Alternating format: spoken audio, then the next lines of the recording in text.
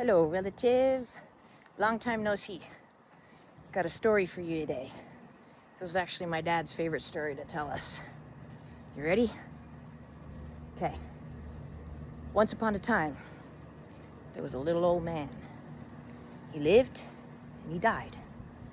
The end. Oh, but there's so much truth in that story. Right? Anybody you look up on that Wikipedia thing, date of birth, here's what they did. End date. It's not the death that we need to look at. And I see it happening everywhere. People so afraid to die. See people so afraid and frustrated where they find themselves. I should be farther along by now. I should have more money. I should be married. I should. I should have already had a baby. My clock is ticking. I should have a closer relationship with my family. All of these things. Why? Because of that calibration of time. This time and this life ends. It is what it is. We're born, we live, we die. It's the cycle of life. But we've made some of these things unspeakable. Let's not talk about money. Let's not talk about sex. Let's not talk about death. But what does that do? If you think about it as a child who has curiosity or fear, and they ask a question, and we don't talk about that, or we don't answer it, doesn't it just drive that curiosity? Drive that fear if there was fear already there? I got 5 kids. I've seen it happen over and over and over again. Why do we not discuss the things that we're afraid of? Why we're afraid of it? Why we have decided to believe it's such a terrible, horrible, awful thing? Because then it drives us. I have seen more people become paranoid and fearful and not want to leave their houses, not want to make new friends, not want to date again because of that fear of getting hurt and that clock tick, tick, tick, tick, tick, tick, ticking. But because we're so living in the past, this is what happened before, I've experienced this before, why do I believe it's going to happen again? Well, because it's happened before, or so in the future. What about this, and what about this, and I got to worry about this, and I got to worry about that, and what if this happens, and what if this happens? I'll tell you a secret that shouldn't be a secret. Your mind was not designed to predict the future. Your mind is designed to process and interpret the present and the past. But since we've put it on our ego, and since we've put it on our mind, that we need to know what the future holds and need to be able to plan and need to be able to know in order for ourselves to feel safe or good and not fear the unknown, all the unknown, we've put it on our mind to predict the future. Well, since it's only designed to process the now and the past, the only thing that it can come up with to be able to predict the future is shit from your past or what's going wrong or right in the now. It's not its job. And that burden we've put on the ego and on the mind, this is where so much of our anxiety and our fear and our depression are coming from. Because if I was using the past to predict my future, oh shit, I might as well just curl up in a little hole and give up the ghost, for real.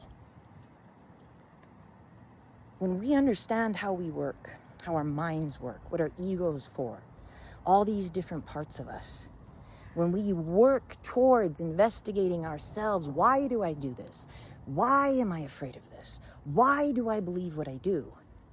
And you get some answers, then instead of sitting so rigidly in this is the truth, and this is my truth, and everybody needs to know my truth, and by the way, if you believe anything other than what I believe, I can't like you. In fact, I am righteous in my authority to downright hate you. Whoa. Whoa. Really?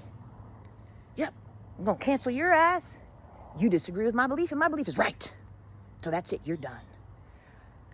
Whoa. Just, whoa. That's where we are right now as a society?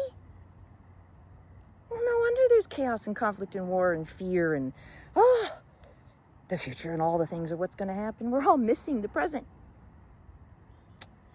We're missing the present, and the present is the only thing that actually exists right here, right now. Everything from the past might have sucked, might have been hard, might have been a challenge, might have been downright awful. But if you're here right now listening to this, it's over. The future hasn't happened yet.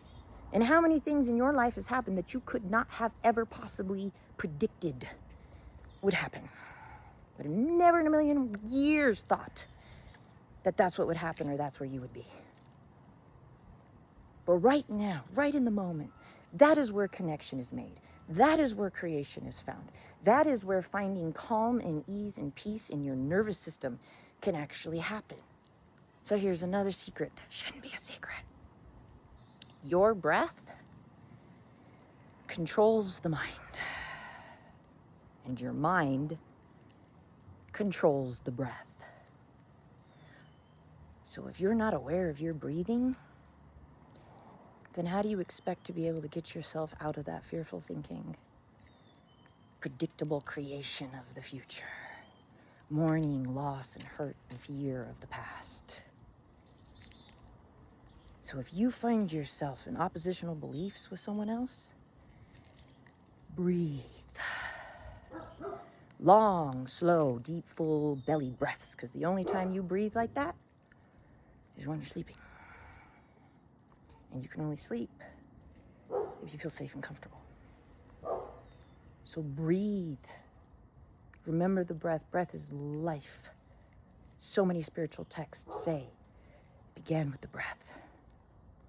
So if you want shifting and you want change in your life, you want ease, you want to find some peace, breathe.